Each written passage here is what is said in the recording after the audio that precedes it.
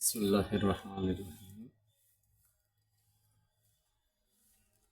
আমি বলেছিলাম পরপর 3টা ভিডিও ছাড়বো।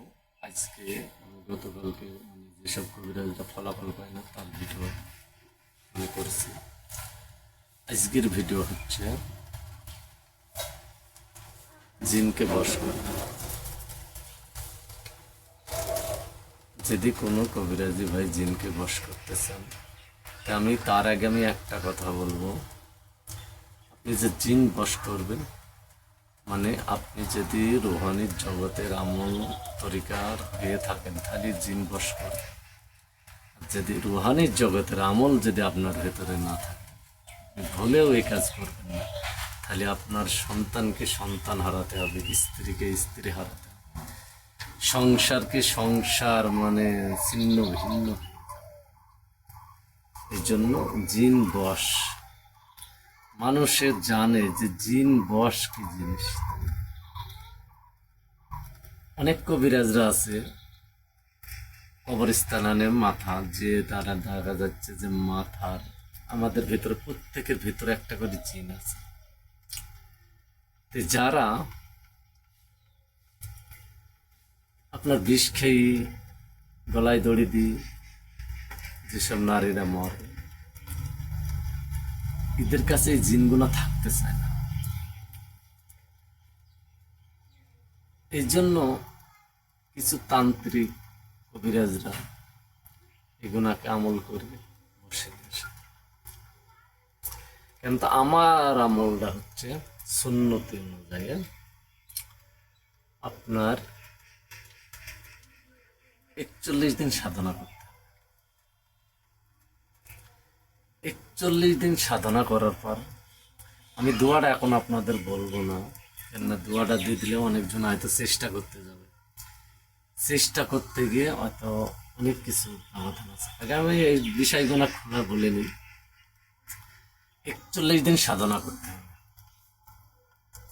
আপনার বাড়িতে সাধনা করার পর আপনি যখন 35 দিন হয়ে যাবে, সেখনই মনে করেন যে আপনার কাছে ওই জিন, ওই হুজুর মনে করেন যে আপনার কাছে চলে আসবে।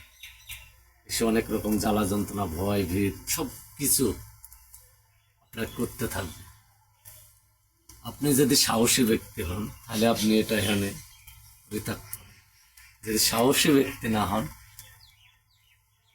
তাহলে আপনার অনেক ক্ষতি হয়ে যেতে পারে।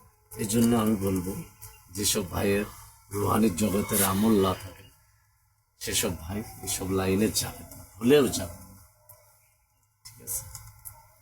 আর আরেকটা হচ্ছে, আপনি এই জিনকে বশ করার পর আপনার বাড়িতে একটা মানুষ রাখাবেন। মানুষ আগানোর পর পর 7 দিন 7টা রোজা রাখতে হবে।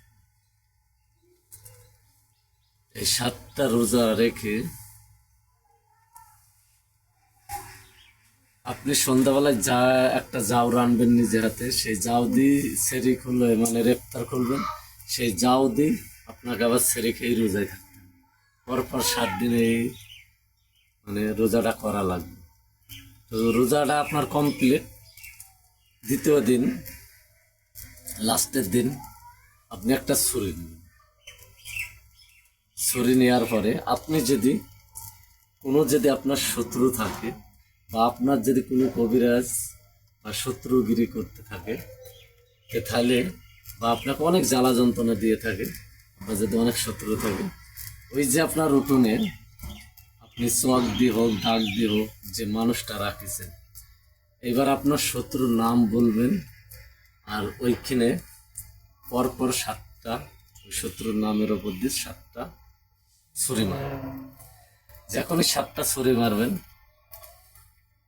যদি কোনো কবিরাজ আপনার কোনো ক্ষতি করে থাকে, ওই জিনে গিয়ে মনে করেন ওই কবিরাজকে আশ্রয় নিয়ে এখানে ফেলবে। এবার আপনার যা করেনি এগুলো মারাত্মক। এই জন্য আমি দোয়াটা, এটা হচ্ছে আমার নবীর দোয়া। নবীর দোয়ার বরকতে 41 দিন সাধনা করেন। 41 দিন তো আর আপনার 24 ঘন্টা সাধনা না। এটা আপনার দেখা যাচ্ছে এশার নামাজ পড়ে আসবেন, এসে মনে করেন যে বেতের নামাজ পড়বেন, বেতের নামাজ পড়ার পর আমার ভিডিও একটু হয়তো, তাও আমি সব কিছু প্র্যাকটিক্যালে বলতে পারছি না অনেক দ্রুত কারণে, ভিডিও আমার অনেক একটু বড় হয়ে যায়। যদি মানুষের ফলাফলের জন্য যদি একটু বড় হয় তাও আপনারা দেখবেন। বিশেষ করে এইগুলো অনেক গুরুত্বপূর্ণ।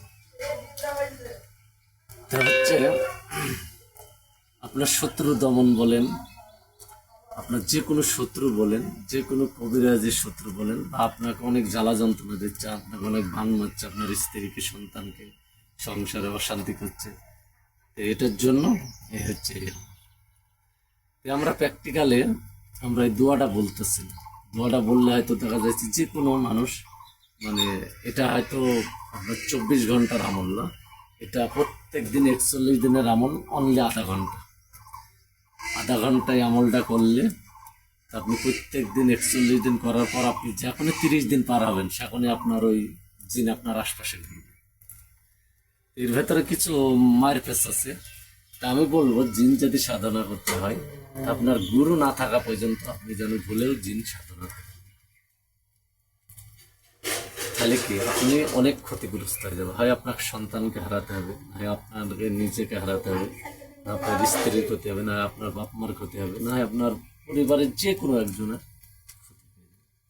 এই জন্য বলবো, আমি সর্বপ্রথম এটাকে বলি, ক্ষতিটা আগে বলি কেন, কেননা আমি একটা আমল দিয়ে দিলাম, হয়তো আপনি করতে গিয়ে একটা ক্ষতিগ্রস্ত হয়ে গেলেন, তাহলে সারা জীবন আমি একটা আফসোসে। বেশি কিছু বলবো না, এই বলে আমার বক্তব্য শেষ করছি। আসসালামু আলাইকুম।